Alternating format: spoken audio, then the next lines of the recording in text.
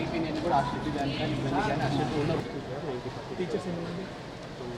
14 members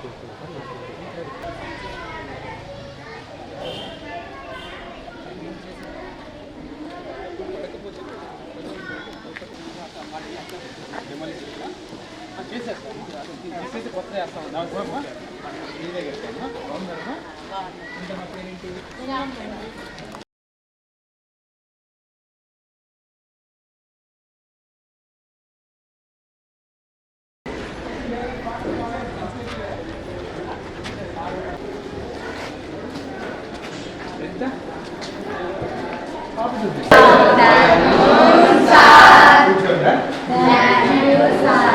ఎంత lunch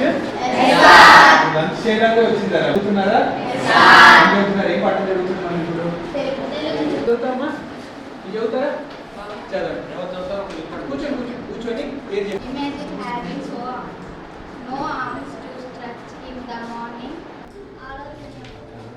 మనకు కొన్నిసార్లు ఏమవుతుందంటే ఏం కాబరే అవసరం లేదు ప్రొనౌన్సియేషన్ అయినా మనకు అర్థం ఉన్నప్పుడు మనకు ఉన్న సిలబస్ చేతులు లేనప్పుడు కొంచెం ఇలా చేస్తాం కదా చేయడానికి ఆర్మ్స్ లేనప్పుడు లేకపోతే చదివిన తర్వాత ఇది ఎటువంటి స్టోరీ అని అనిపిస్తుందా మనకి ఏం చెప్పదంటే హెడ్లైన్ చదివాం ఈయనకున్న రోగం పేరేంట్రా ఈ పర్సన్ ఉన్న రోగం పేరేంటి అది కూడా ఉంది మీ బుక్ లో వెరీ గుడ్ ఏం చెప్పావు రోగం పేరు దానివల్ల యాంటిల్ ఎక్సిల్ ఒక పెద్ద పదాన్ని ఇంకో పెద్ద పదం ఇస్తే చిన్న చెప్పండి రా ఇప్పుడు ఈ చాప్టర్ గురించి మాట్లాడుకున్న తర్వాత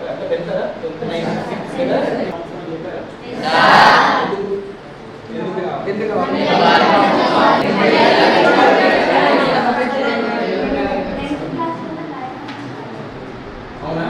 క్లాస్ అయితే అడల్ట్స్ అయినది అంటే మీ సమాజం పూర్తిగా ఇప్పుడు భాగస్వామ్యాన్ని నిర్వహించడానికి తగినట్టుగా ప్రాక్టికల్గా చెప్పాలంటే మీ దగ్గర 7 సర్టిఫికేట్ ఉందా మార్క్ సర్టిఫికేట్ మీరు దీని తర్వాత దీని ముందు ఎంత సక్సెస్ అయినా కానీ 10th మార్కులు చూసే మీకు ఉద్యోగాలు లేవు సరేనా ఇప్పుడు నేను ఉన్నాను కదా ఇప్పుడు నేర్చుకుంటూనే పోతే సక్సెస్ తర్వాత సక్సెస్ వస్తుంది లైఫ్లో ఫెయిల్ అయ్యేది ఎవరంటే నేను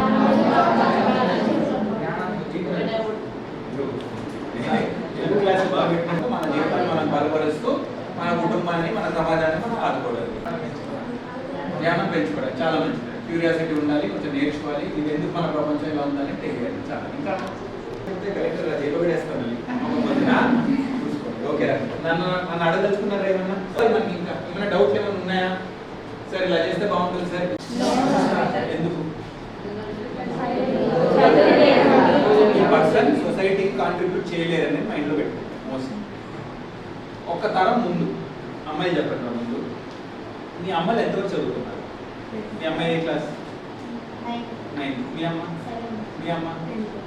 మీరు ఏ క్లాస్లో ఉన్నారు అయిపోతారు మళ్ళీ 12th చేస్తారు మళ్ళీ డిగ్రీ చేస్తారు మంచి ఉద్యోగం కొడతారు ఏం మారింది మన జనరేషన్లో ఏం మారింది ఒక తరం ఏం మారింది మీ అమ్మని నేను ఒకసారి అడగండి అమ్మ నువ్వు చదువుకోవాలనుకున్నామని అడగండి 90% ఏమంటారు అవకాశం ఇవ్వదు ఇప్పుడు వచ్చిన అవకాశం వదులుకోవాలా మంచి అవకాశం చేతిలో ఉండాలి మన కంట్రీలో పెద్ద అడ్వాంటేజ్ ఏంటంటే నీకు ఆస్తి ఉందా లేదా నీకు జాగా ఉందా లేదా నేను ఏమైనా మార్చగలనా మనం ఏ కుటుంబంలో పుట్టాం ఏ సందర్భంలో పుట్టాం ఏ కులం మతం ప్రాంతం భాష నేను ఏమైనా మార్చగలను దాని గురించి బాధపడుతూ ఉంటే జీవితం అంతా ఏమైనా మారుతుందా మార్చాలనుకుంటే ఉన్న ఒక ఆయుధం ఏంటంటే మనం చేస్తాం వదులుకోవాలన్నా మరి ఇక్కడ రెండో ప్రశ్న మొత్తం ఏదో ఒక పెద్ద చెట్టు ఉంది ఎంత పెద్ద చెట్టు అయినా మర్రి చెట్టు అయినా చిన్న మొలక ఉన్నప్పుడు దానికి నీళ్లు ఎరువు వేయకపోతే మంచి ఎర్రమట్టిలో వేయకపోతే 10 సంవత్సరాల తర్వాత కిలో ఎరువు వేసినా కిలో నీళ్ళు వేసినా కిలో ఎర్రమట్టి వేసినా ఎదుగుతుందా చిన్న మొలక ఉన్నప్పుడు వేయాలి కరెక్ట్ సమయంలో అందాలి అర్థమైందా చెప్పింది అర్థమైంది కదా ఇప్పుడు చదవకపోతే ఇప్పుడు ఏంటి నేను హాయిగా ఉంటా ఆడుకుంటా ఇప్పుడు ఎందుకు నాకు ఇవన్నీ నేను టీవీ చూసుకుంటా నేను కొంచెం ఇవన్నీ చేసుకుంటా 10 సంవత్సరాల తర్వాత చదువుకుంటాను కదా నా వయసు తక్కువ ఉంది కదా అనుకుంటే అప్పుడు ఎంత చదివినా ఏమైనా విలువ ఉంటుంది కదా చేస్తే ఇప్పుడే కదా అది గమనించండి రెండే మీరు రిక్వెస్ట్ ఒకటి ఫస్ట్ సమయానికి చేయాల్సిన సమయం చేయాలి అది చదవడం కూడా మంచి ఫుడ్ తినడం కూడా మూడోది స్పోర్ట్స్ కూడా ఫిట్నెస్ కూడా మూడు కూడా ఇప్పుడే ఉండాలి బాడీ కూడా హెల్తీ ఉండాలి మైండ్ కూడా హెల్తీ ఉండాలి ఫుడ్ ఉంటేనే బాడీ హెల్తీ ఫుడ్ ఉంటేనే ఎనర్జీ ఫుడ్ ఉంటేనే మీరు బాగా చదవగలరు ఎక్సర్సైజ్ ఉంటేనే హెల్త్ ఉంటుంది. మన అంతా బాగుంటే మళ్ళీ రోగాల నుంచి ఇంట్లో పడుకుంటే ఏం పోతుంది, స్కూల్ కూడా పోతుంది, చదువు కూడా పోతుంది. రెండు బ్యాలెన్స్ చేసుకోవాలి.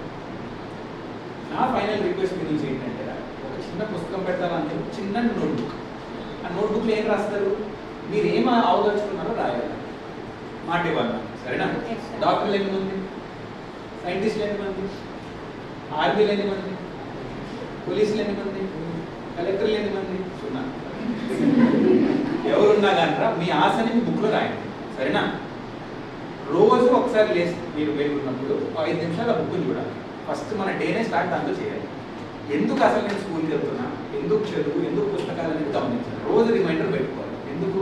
కొన్ని రోజులు మనకి సాడ్ డేస్ కూడా ఉంటాయి కదా, ఏదో ఒకటి అయి ఉంటుంది. అమ్మ కోప్పడి ఉంటారు, మీ ఫ్రెండ్స్ కొంచెం కోప్పడి ఉంటారు, టీచర్ గారు ఏదో గట్టి మాట్లాడుతుంటారు, ఏదో ఒక కారణం వల్ల అయి ఉండొచ్చు. అలాంటి రోజు వచ్చినప్పుడు కూడా మన పుస్తకాన్ని చూసుకొని